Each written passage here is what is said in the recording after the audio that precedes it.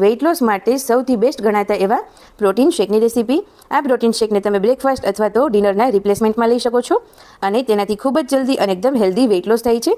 તેના માટે આ રીતે મેં પેન લઈ અને તેમાં 1 કપ જેટલા શિંગદાણા અને 1 કપ જેટલા દાળિયા લઈશું. દાળિયા અને શિંગદાણામાં ખૂબ જ સારા એવા પ્રમાણમાં પ્રોટીન આવેલું હોય છે અને તે પ્રોટીન પાવડરમાં એડ કર્યા પછી તે પ્રોટીન પાવડર તમે લેશો તો ઘણા લાંબા સમય સુધી ભૂખ પણ નથી લાગતી.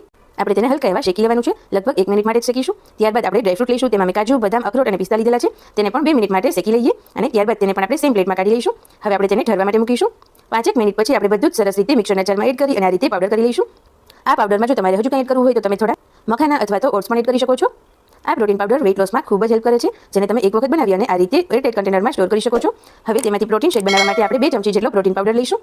ત્યારબાદ હવે તેમાં 2 નંગ ખજૂર અને 2 નંગ અંજીર લઈશું, જેને આ રીતે તમે કટ કરીને એડ કરી શકો છો અથવા તો તેને પલાળીને પણ એડ કરી શકો છો. ત્યારબાદ 1 ગ્લાસ જેટલું લો ફેટ દૂધ એડ કરીશું અને તેને સરસ રીતે ક્રશ કરી દઈએ. મિક્સરને લગભગ 2 થી 3 મિનિટ ચલાવ્યા બાદ તમે જોઈ શકો છો એકદમ સરસ એવો ટેસ્ટી અને હેલ્ધી પ્રોટીન શેક ઘરે બની અને તૈયાર થઈ ગયો છે. તો હવે આપણે તેને સર્વિંગ ગ્લાસમાં સર્વ કરીએ.